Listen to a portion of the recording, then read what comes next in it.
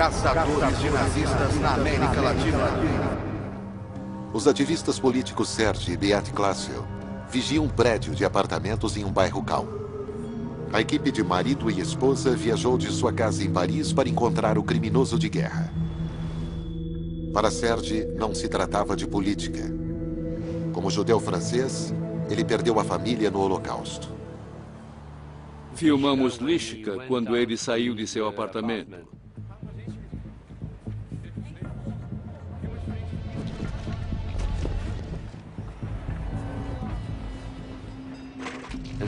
Tínhamos então um ótimo material de um criminoso nazista correndo pelas ruas de Colônia.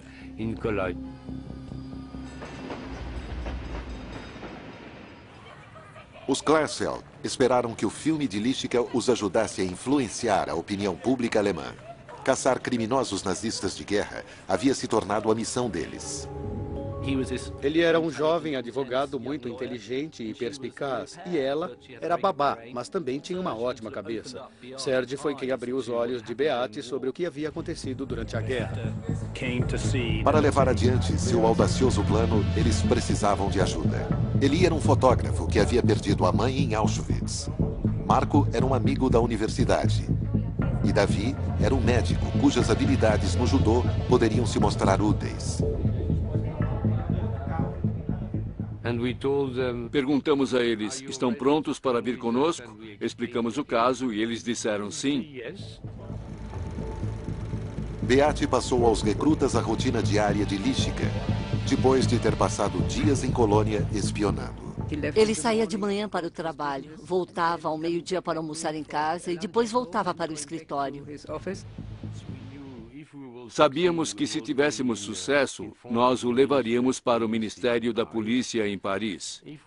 Mas, se não conseguíssemos, seria um caso que mobilizaria a opinião pública na Alemanha.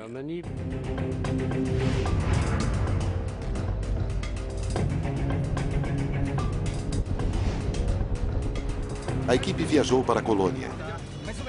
Ensaiou o sequestro e, ao finalizar os últimos detalhes, deparou-se com um problema. O carro alugado não estava mais disponível. Eles queriam alugar um carro. Obtiveram a promessa de que teriam um certo tipo com 4 portas, mas quando chegaram lá, o carro tinha apenas 2 portas.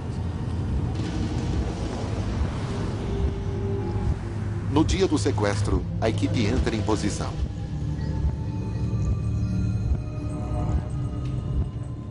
Como sabem, eu fui voluntário no exército israelense em 1967, por isso não temia entrar em ação. O plano era assim. Depois de terem colocado Lishka no porta-malas, dirigiriam para a periferia de Colônia e o transfeririam para outro carro alugado para que não fossem reconhecidos ou identificados no caminho para a França.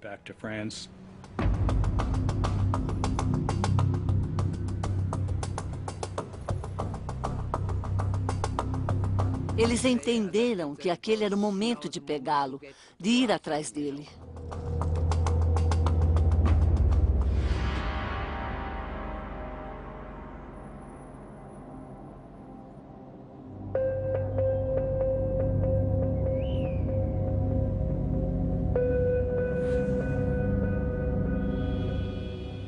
Eles tinham o plano. O que não tinham era o pessoal que pudesse realizá-lo.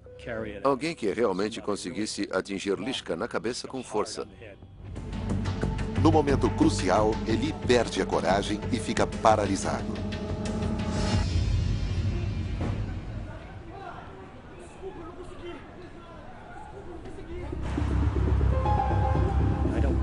Acho que eles não queriam voltar para a França dizendo: "Ah, nós não tivemos coragem para realizar nosso plano." Então, depois de falharem uma vez, tiveram a coragem aumentada. Em um café ali perto, Serge reúne suas tropas. Ele os lembra do motivo de estarem ali. Kurt Lishka e centenas de nazistas como ele deviam enfrentar a justiça. A situação era a mesma para todos os criminosos nazistas que atuaram na França. E queríamos mudar aquela situação.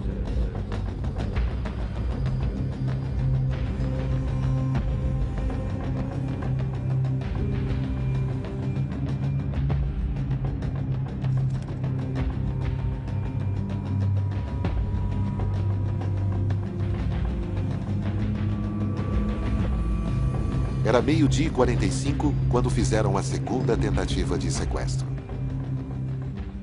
Eles foram até Lishka na rua e ele era bem alto. Chegamos perto dele.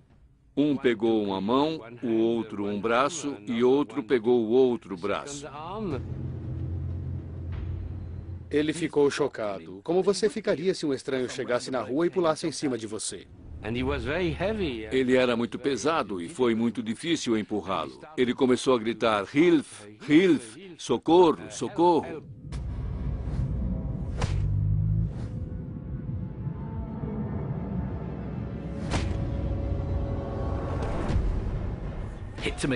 Ele foi atingido de novo e caiu no chão, ainda consciente, mas confuso e chocado. Então tentaram jogar Lishka no carro, e foi nessa hora que tudo deu terrivelmente errado para a equipe.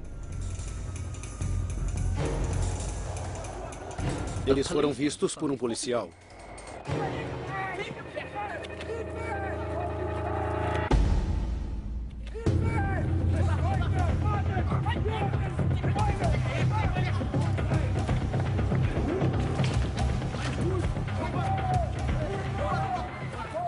Corremos todos para o carro para fugir do policial.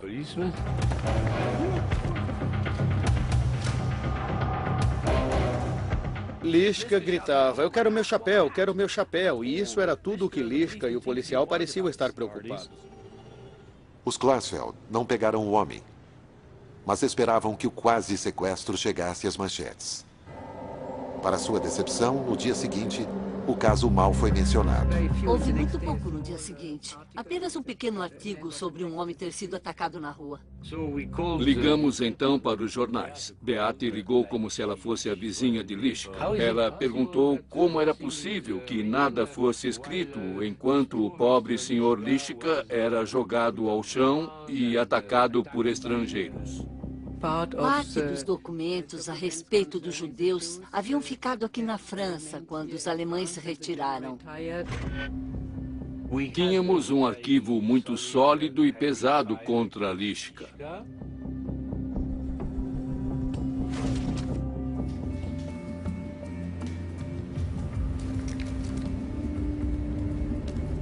Mas para os Klarsfeld, quanto mais eles lutam para levar nazistas à justiça, mais perigos enfrentam daqueles que querem impedi-los.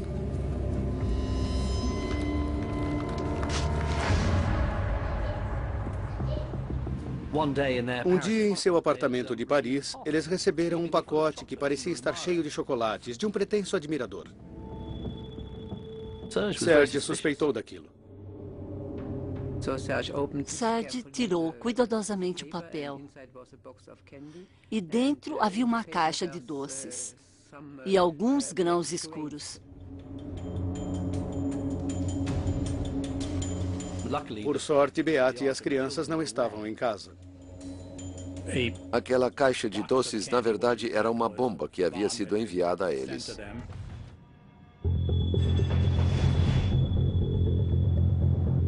Maio de 1973. Beate eleva as apostas de novo. Grávida de 6 meses e com o apoio dos sobreviventes de Auschwitz, ela vai ao escritório de Lishka para fazer um protesto. Ela nunca teve medo, nunca teve nenhum medo.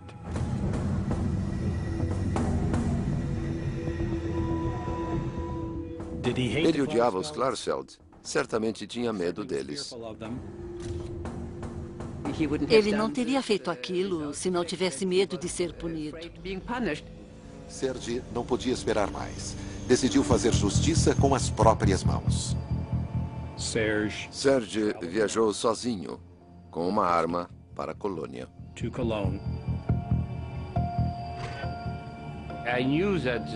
Eu sabia que a ameaça de matar criminosos nazistas não seria levada a sério até que dessemos uma prova.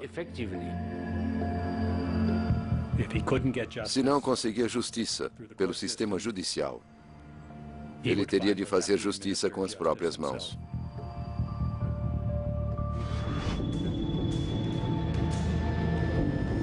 Lishka achou que ia morrer. Lishka! Decidi não matá-lo, porque seria um ato de desespero. Sorri, dei risada e saí correndo.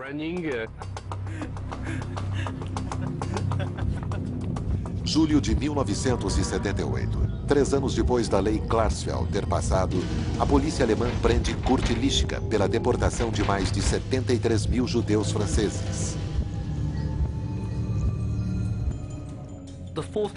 O julgamento agitou vários ninhos de atividades neonazistas contra os Klarsfeld.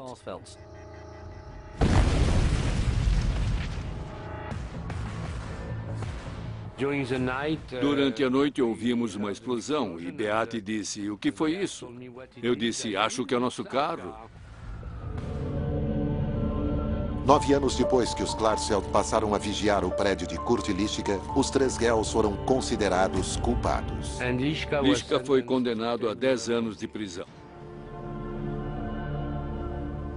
Embora tenha sido condenado a 10 anos, na verdade só cumpriu 5 anos. Foi solto em meados da década de 80 com base em problemas de saúde e veio a falecer em um asilo para idosos.